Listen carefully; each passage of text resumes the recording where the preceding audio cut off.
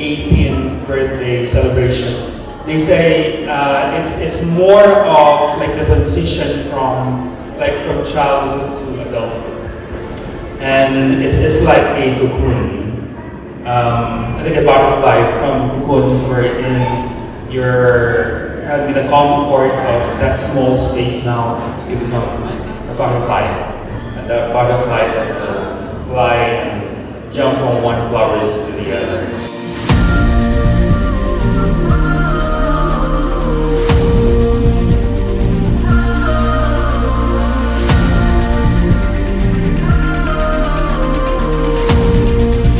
I'm so happy na ito, magkakasama tayo at sineselebrate yung 18th birthday mo. Ang gusto ko lang is enjoy mo yung araw na to. I-savor mo yung time na nandito kasama yung mga family natin, tapos yung mga friends mo. Tapos siguro, huwag kang magmadali. Explore one world at a time.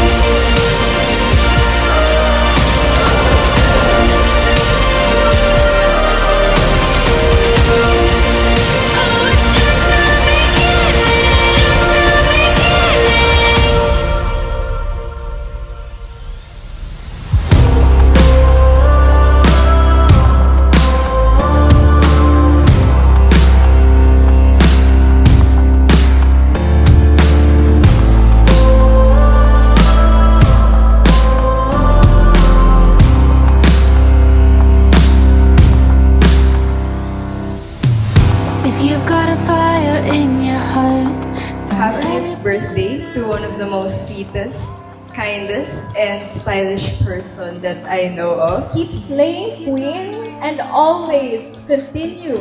And none of those rage words, being young and beautiful. Thank you and happy birthday. we are the fighters, marching on. We are the dreamers. I hope you're enjoying your event today. Because finally, nandito ka na sa araw na matagal mong pinagdaanan ng oras, effort, at pasensya. And honestly, in the process ng pagpaplano ng event na to, I got to know you more as a person.